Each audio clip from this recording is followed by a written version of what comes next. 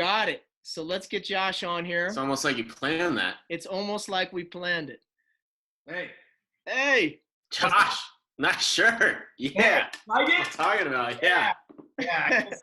I just repped this on Dez's Instagram. Like, so this isn't just for this show, Scott. The love runs. Yeah, I know. It's great. Well, Scott, Josh, she's turning on to Hereford. Take us through what's going on. Well, dude, I mean, this was just, there's Ryan and I in utter disbelief, honestly, at this point. Just an amazing effort. It was unexpected, and I think if I'm being totally forthright, after everything that she went through that weekend, it was undoubtedly the most stressful race weekend she's ever had in her life. And for her to come through and do this on Monday was surreal. It was awesome. And so she's turning, and so you guys, I remember it was just so chaotic, you guys getting out there. What are you saying to one another? She's going to do it. This is happening. Like, this is actually going to happen. The thing that we've dreamed about and talked about. And Scott, you know how it is. It's like this thing that you've envisioned in your mind's eye time and time again. And you believe it here and you believe it here. Finally, it's happening. And you're coming down Boylston in first, winning the Boston Marathon. It's something for most of us, even who race professionally, it only exists here. Yeah, and I think Des said that one time. It's one of the quotes I remember most in in any sporting context was whatever the year she got second and ran fast was, and it was a great performance by all accounts, and she was obviously disappointed not to win, and someone had asked her about that, and she, oh, it must be so great to be second. I can't remember exactly how she said it, but it was something to the effect of today is the first time in 4 months that I wasn't the Boston Marathon champion. That's it. And so to see her actually accomplish it is a really cool thing. 2011, where her and Caroline Kalel were trading blows coming towards the finish. And how many second chances do we get in life? And here we see her, it's like coming down the stretch. It's just totally surreal. And it's at that point when she saw Tom Grohl do this with his arms, that's the moment where she was like, this is actually gonna happen. I'm gonna win. I'm not gonna be passed. And it's like this moment where she comes in, check her out. You can see her look. She looks so cold. It's so cold. Oh, and it's so freezing. I mean, and Scott, you were out there and you survived this thing and finished sixth. And there he goes. I saw. Yeah, there he goes. It was right there at that moment. I see. Yeah. Time she knew. She finally let something out. Yeah. I'm gonna win this thing and I'm gonna do it. Just absolutely amazing. And honestly, if I'm gonna be totally honest, there have been only a handful of times in my life at races with Des where I didn't think she had a chance to win. One was at the London Olympics where she was dinged up. We didn't know what was wrong. She ended up having a femoral stress fracture. The other was Berlin on her comeback from the femoral stress fracture. And third, I would say, although maybe an outside shot, it would have been this day. I was like, she's probably not going to win just because of the stuff that had happened in that buildup. And just an utter shock with Paul said we had to give you some crap for the crying. Oh no, yeah, he said you're the reincarnation of the Jordan meme. That's it, pretty much. I mean, dude, it's Des is like a sister to me, and Ryan's like a brother. I officiated their wedding. If I could do it over, would I give Ryan 5 seconds and not follow the hand over waving us over? Yes, I would. But it was just Joni attacked her right when she crossed the line. That's who was in the hood, Yeah. Black jacket, and Joni later apologized, and it's like, whatever. It's all it just is what it is, But man, it was it was just an amazing day. And Ben, we were together. We were up in my hotel room, and I'm going, I don't believe it. I mean, this is what I'm seeing in front of my eyes. we knew that a lot of people were going to drop out this day just by the nature of it. And, you know, she was wearing prototype shoes for the first time. She just got them 2 days before, took them out to the start. We didn't know if she was going to wear them. Like, there were just so many questions and variables. We're like, hey, if you're going to go for it, like, just might as well, like, start with a jacket. She didn't plan on wearing that to the finish. You know, a lot of stuff was kind of fluky. You know, she had the arm sleeves underneath, the jacket on. And she ended up wearing them the whole way, obviously. Right? I told that story earlier that I had remembered being with Ryan, her husband, and I remember him getting a text about the jacket, whether or not she should wear it. And he said, yeah, just go ahead and wear it. You can always take it off. And of course, now it's this iconic thing, you know, because that's the picture. And of course, she never took the jacket off. I remember in the hotel, and I told this story earlier in the broadcast, where we just, I mean, obviously we're always nervous watching these races together, but we didn't really, like you say, I mean, it's not that you didn't think she could win. It's just the odds weren't as good as they were other times. And the race was so weird. We were almost just fascinated more so than anything else. And we were worried about Kellen. And once we figured out where she was, then all of a sudden it just happened so quick. The pack broke up.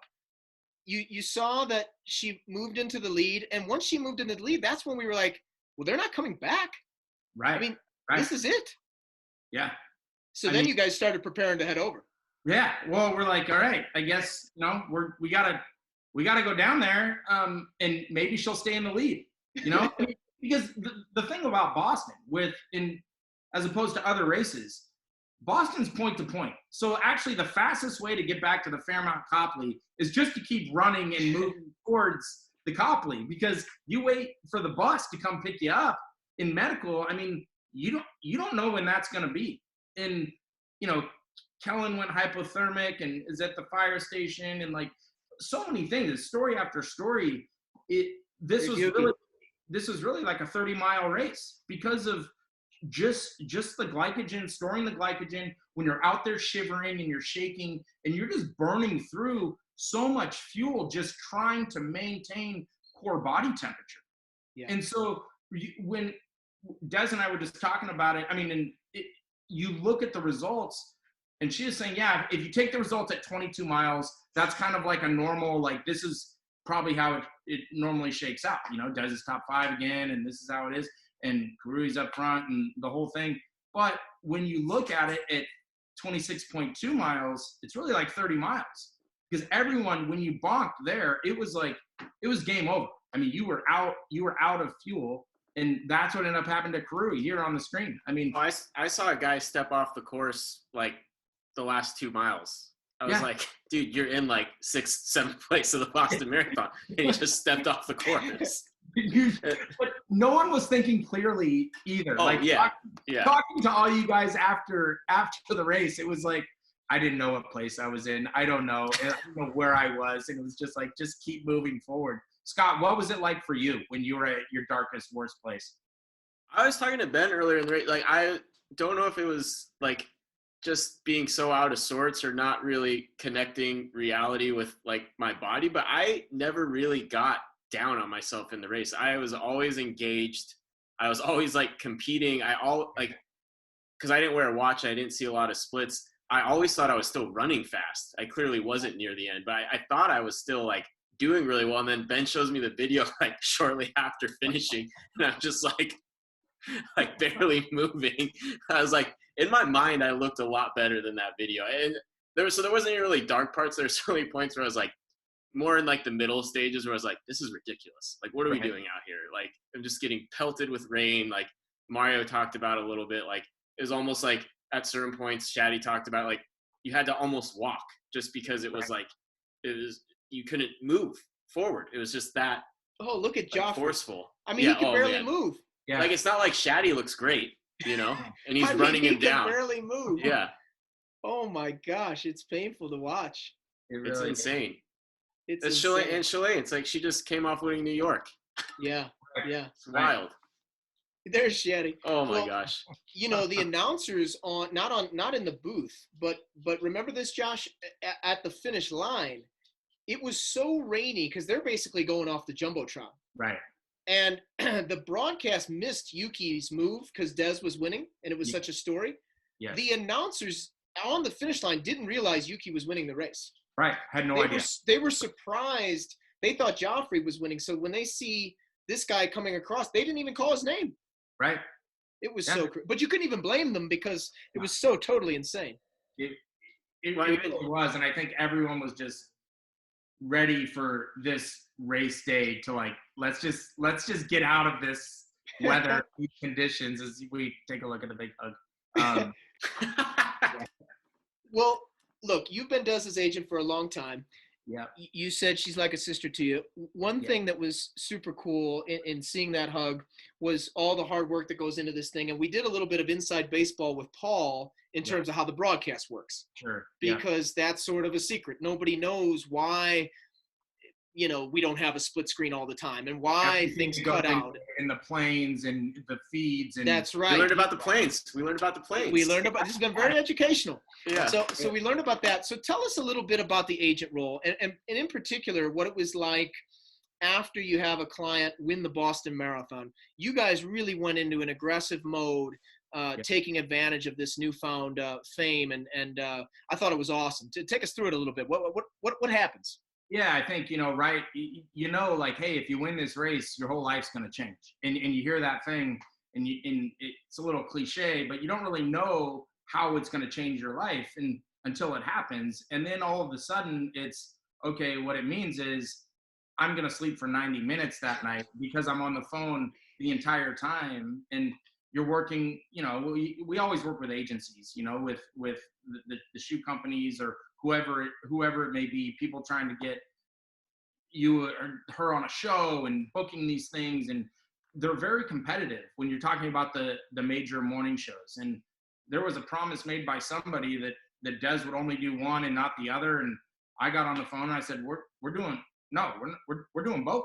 Like you have a limited window to get outside of our bubble. And we have a great bubble. It's a great sport and I love running and I love our endemic circle that we're in. But when you have an opportunity to go out and get outside of the bubble and speak to the everyday American that doesn't follow running, but they know what the Boston Marathon is, and this is the thing I've talked about with athletes a lot. A lot of them say, hey, I'm not good enough. I'm not fast enough to be a resource yet. And it's like, I just need to run 2:11 or I need to run 2:10 or, until I feel like I can be that presence. And, a thing I asked an athlete actually is in Flagstaff. I said, what's the time for a marathon if you average 4 minutes a mile?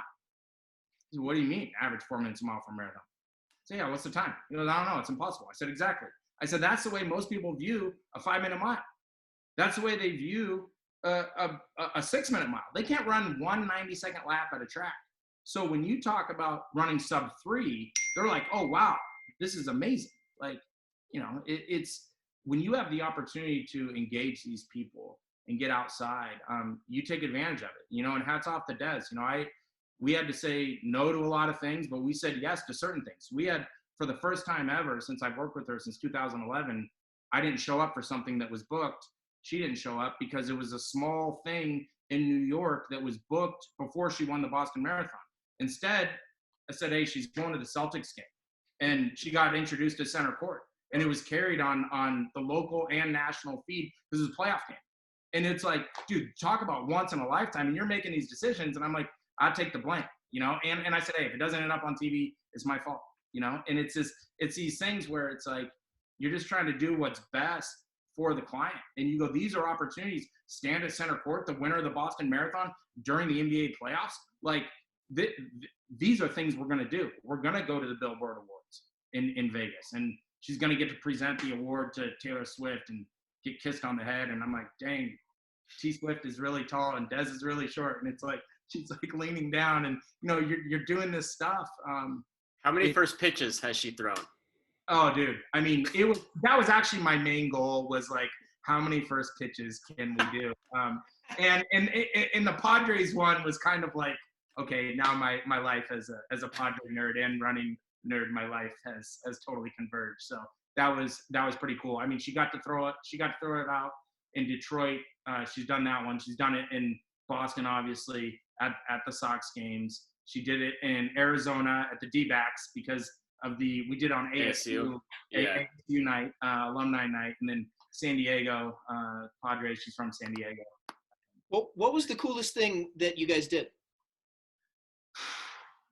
Man, well, it was a lot of work, and I think upon like looking back now, because you're just tired, and you're getting through it, and I'm coffee all the time, and I think looking back the Celtics game, that's up there. I mean, because just the setting and everything, and the race had just happened. Who were they playing? I don't remember. Okay. I don't remember. But her and Ryan had courtside seats, and I was 20 rows up. But it was like, dude, I had these awesome shots of them on the floor, and then her going out and waving, and with her medal. Yeah. I mean, the day after the race, it was Tuesday night. That was pretty great. And then Billboard Music Awards is really fun, just because it's like, what in the world? And they were in Vegas. In Vegas, yeah. Yeah, we were talking about this, like how tired we were. There was a Post Malone concert, a private Post Malone concert that night, but it started at like, I don't know, 2:30 in the morning or 3. And like, no, and we're just like, I think we got to go to bed. like he has the Never Tired, tattoo or whatever he has under his eyes. I'm like, I'm tired. Like, this is as much as I would like to see Post Malone in this concert. That was going to be my next question was, she was forthright the next year at Boston. I remember on the broadcast, I think it was Boston, where she had told Carrie Tollefson that she had made 7 figures in the year following Boston. Yeah. But you just mentioned it. That's work. She earned that money. And when did it start to feel like work? Because I think the first few days it's just a whirlwind. But when did it start to feel like work? Well, I mean, like we went straight to New York after that Celtics game. The next morning we got on the first train, and me, her, and Ryan, and then we had a full day of literally, it was 12 hours of stuff. And we're in a Suburban and just car service, and we're just going from one to the other to the other to the other, and you line it up, you have it in the calendar, and I have a joint calendar with her, shared calendar like we have with you, and when we're plugging stuff in, and it's just nonstop.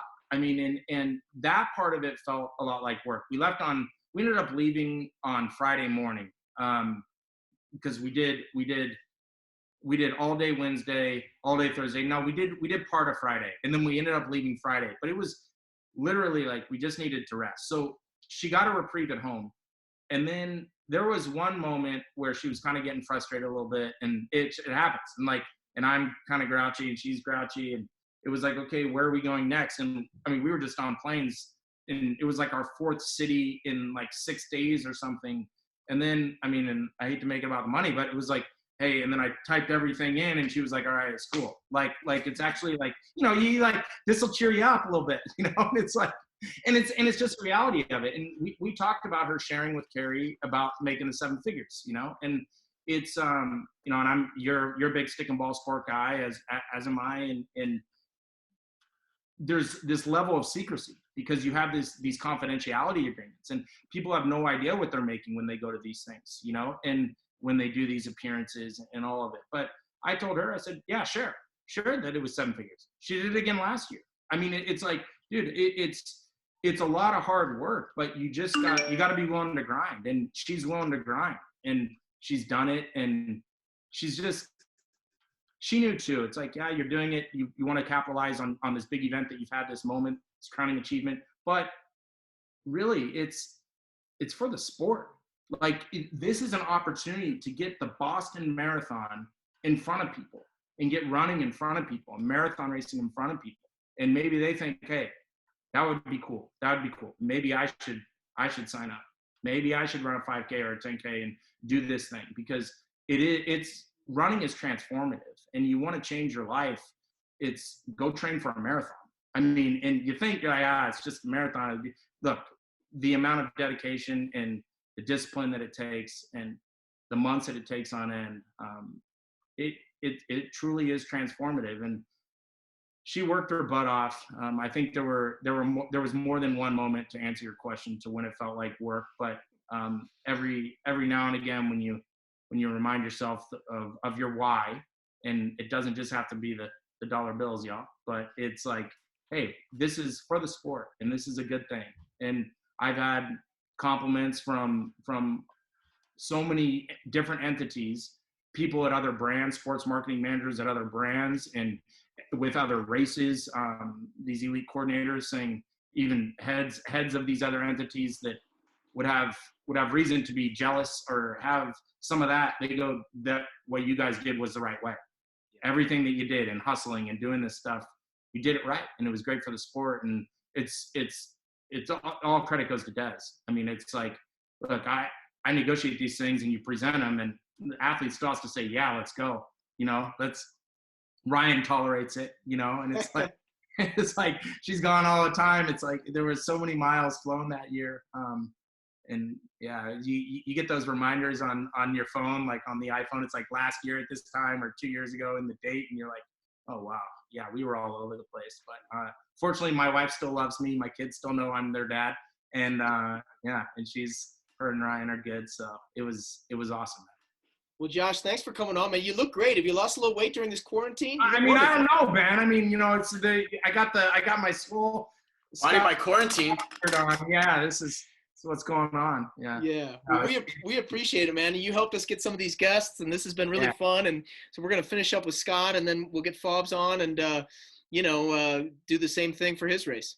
Do it, man. Enjoy it. 2019 was special. 20909, and Scotty was only one spot behind you, so Oh yeah, not everyone gets 6. All right, we'll see you, Josh. All right, later. Thanks, guys. Take it easy.